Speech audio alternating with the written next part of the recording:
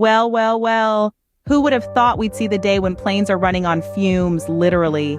It's like that moment when you're driving on the highway and the fuel gauge is screaming E for empty, but you're sure you can make it to the next station. Well, imagine that, but at 30,000 feet.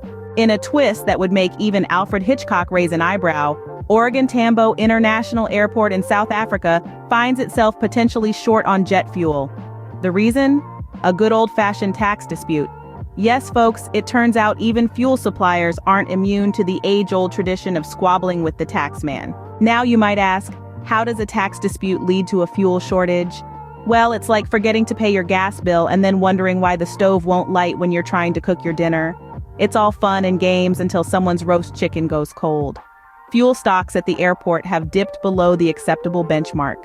This is like opening your fridge to find only half a bottle of ketchup and a single slice of cheese. Sure, you could make a sandwich, but it's not going to be a satisfying one. As a result, airlines are now playing the aviation version of musical chairs, tankering fuel from alternative airports. It's like running out of milk and borrowing from your neighbor, except your neighbor lives a couple of 100 miles away. And who's the hero in this high-flying drama?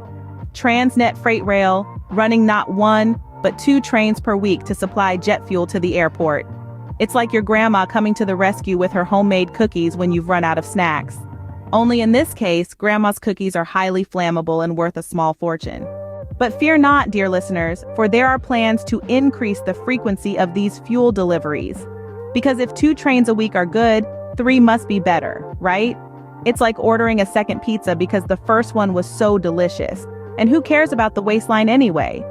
So next time you're at Tambo International Airport, spare a thought for the fuel suppliers, the taxman, and the train drivers keeping your flights in the air.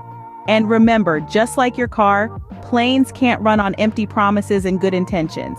They need fuel, and lots of it. The moral of the story? Pay your taxes, folks, or you might just find yourself grounded.